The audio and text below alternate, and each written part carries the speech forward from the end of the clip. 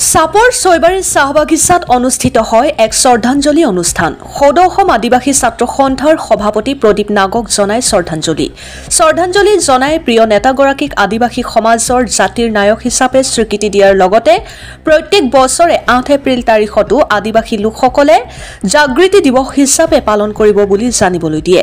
উল্লেখ্য যে যোৱা 8 এপ্ৰিল তাৰিখে আদিবাসী সমাজৰ বজ্ৰকণ্ঠ সদৌ অসম আদিবাসী ছাত্ৰ সন্থাৰ সভাপতি প্ৰদীপ নাগ চিকিৎসাধীন অৱস্থাত মৃত্যু হয়। সভাপতিগৰাকীৰ মৃত্যুৰ লগে লগে সমগ্ৰ অসমৰ আদিবাসী সমাজত এক শোকৰ ছাঁ পৰে। নিজৰ প্ৰিয় নেতাগৰাকীৰ আত্মাৰ চিৰশান্তিৰ বাবে ছয়বাৰী চাহ বাগিচাৰ লোকসকলে শ্ৰদ্ধাঞ্জলি জ্ঞাপন কৰে। উক্ত শ্ৰদ্ধাঞ্জলি অনুষ্ঠানত উপস্থিত থাকে প্ৰাক্তন বিধায়ক অশোক কুমাৰ সিংহি, জিলা বিজেপিৰ সভাপতি দেৱজিৎ বৰকলিতা, বিজেপিৰ মণ্ডল সভাপতি ধনঞ্জয় ৰায় আৰু স্থানীয় আদিবাসী ৰাইজ। Bureau report, Arunoday Assam. হয়, আজি আমি ৰাজহুৱা শ্ৰদ্ধাঞ্জলি জনাইছোঁ আমাৰ প্ৰদীপ নাগ ছাৰৰ, যিহেতু আমাৰ আদিবাসী ছাত্ৰ সন্থা সভাপতি আছিল কেন্দ্ৰীয় সমিতিৰ। তেওঁ আমাৰ জাতিৰ কাৰণে যিটো মাত মাতিছিল, আমি বাধ্য তেওঁৰ আজি শ্ৰদ্ধাঞ্জলি জনাৰ কাৰণে, কাৰণ তেনেকুৱা আমি আজিৰ আমাৰ সমাজত দেখা নাই এনেকুৱা আমাৰ জাতীয় নেতা। আজি আমি নিজকে অনুভৱ কৰিছোঁ যে মই নিজে এজন প্ৰদীপ নাগ হ'ম তাৰ কামটো চাই, কাৰণ আমি তেনেকুৱা লিডাৰ অনাগত দিন দেখিব পাৰিম না নাপাৰিম আমি ক'ব নোৱাৰোঁ, কিন্তু মই আজিৰ পৰা প্ৰতিজ্ঞা লৈছোঁ যে মই আজিৰ পৰা মই প্ৰদীপ নাগ হৈ দেখুৱাম, আৰু তাৰ আধৰুৱা কামটো আমি সমাজে মিলি, আমাৰ জাতীয় সমাজ চব মিলি আমি তাৰ আধৰুৱা কামটো কৰি যাম বুলি আমি প্ৰতিজ্ঞাবদ্ধ হৈছোঁ আৰু কৰি যাম।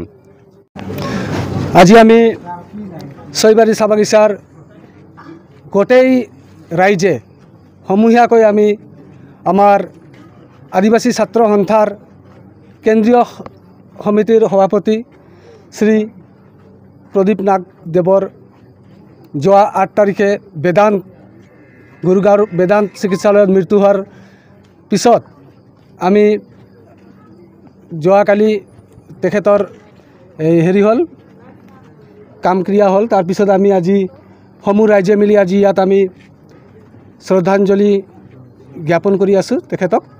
তেখেত আমাৰ জনগোষ্ঠীটোৰ কাৰণে যিমান কাম কৰিছে সেয়া আমি কৈ শেষ কৰিব নোৱাৰোঁ।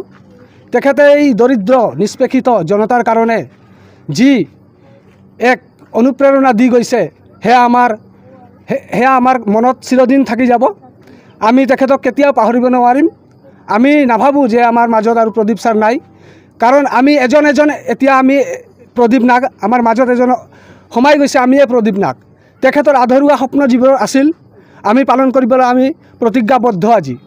সেয়ে আমাৰ কেন্দ্ৰীয় সমিতিয়ে তেখেতৰ এই 8 এপ্ৰিল তাৰিখটো জাগৃতি দিৱস হিচাপে পালন কৰিব বুলি সিদ্ধান্ত লৈছে, আৰু তেখেতক আমাৰ আদিবাসী সমাজৰ জাতীয় নায়ক বুলি স্বীকৃতি দিছে। তো সেয়ে আমি আৰু ছাৰক কৰি যোৱা কামবোৰ আমি কৰি যাবলৈ আমি সকলোৱে প্ৰতিজ্ঞাবদ্ধ হৈছোঁ।